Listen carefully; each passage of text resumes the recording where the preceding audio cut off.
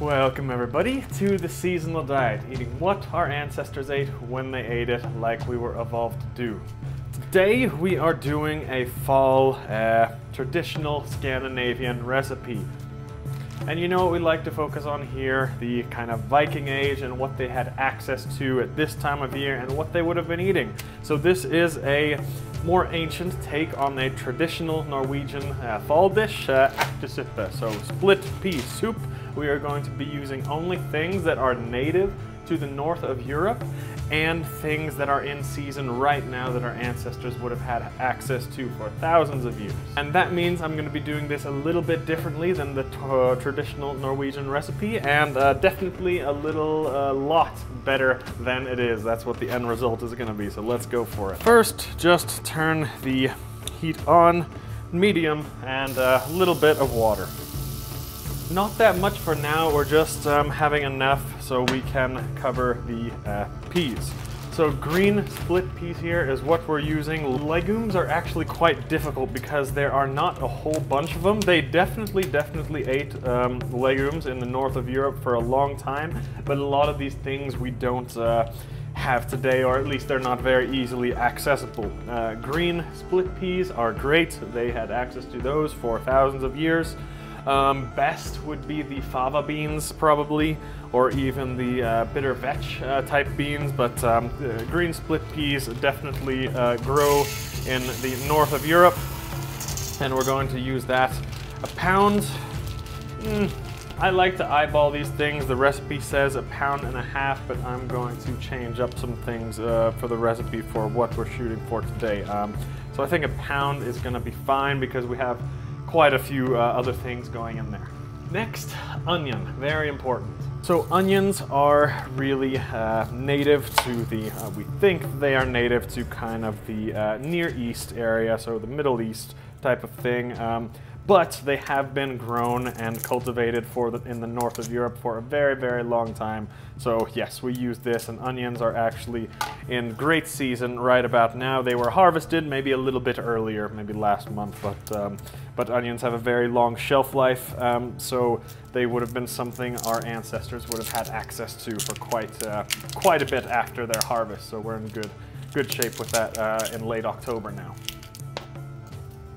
Next, in go the carrots. Absolutely something that is native to the north of Europe, and again, right in season at this time.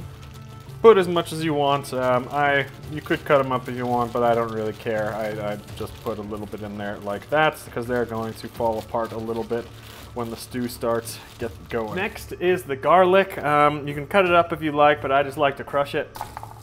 Wow, whore. God damn it. The recipe says 4 cloves, but I'm gonna go with 6. Now next, we're making this out of beef. Normally it would be pork that they put in the pea soup, but pork ancient times was more of a midwinter meat that they would use. So we're in the fall now, that's when the beef slaughter would be, so we're looking at beef.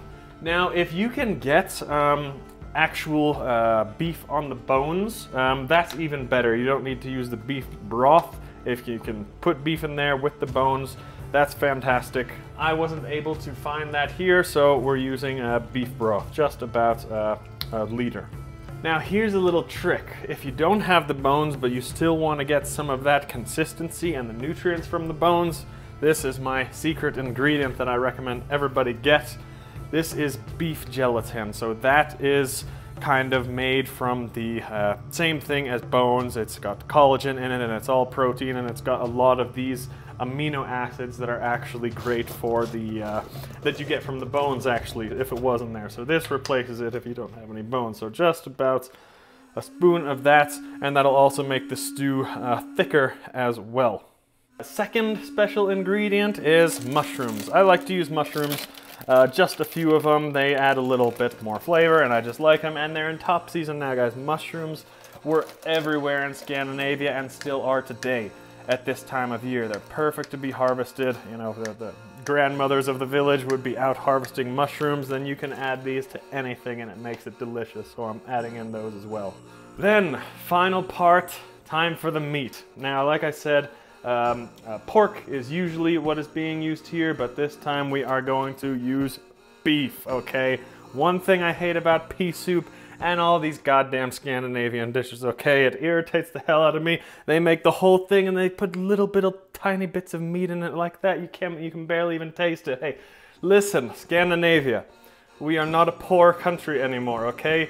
We have money, we don't have to put little tiny chunks of meat to make it last anymore. We have plenty of money, we have plenty of food. Let's eat it now before there's another famine, so let's stock up on it. I'm gonna throw it all in. That's about, oh yeah, that's almost 5 pounds. I don't think I'm gonna fit it all in, but I'm gonna try. One thing I like to speak about before I let this simmer for a few hours, the spices. So we're talking about the salt and the pepper. These are a very difficult question. Yes, for salt, absolutely. They had access to salt in the north of Europe for a very, very long time. I mean, you can find this anywhere. You can find this anywhere in nature. You can find it from the sea and other things. So we had sodium in our diets, but the days of importing massive amounts of salt, that didn't come until we really opened up trade with the rest of the world less than 1,000 years ago, okay? So yes, they would have used salt, but just little bits at a time. You guys can decide yourself what you want to use without salt. All kinds of food just tastes really bland, but it's really up to you. Just making a note that our ancestors did not have access to massive amounts of it. And pepper, definitely, that is a newer import that came from India pretty recently during the colonial era. So that is definitely not something our Scandinavian ancestors had access to for very long, but like I said, it just makes food better, so I will use a little bit of that. And as for the spices, you guys can really do anything you want. Once this lid is put on, that's why I like cooking in big pots like that. You can taste it. If it's gonna cook for hours, you can taste it 1 hour. It needs a little bit more of this, it needs a little bit more of something, I'll take away something.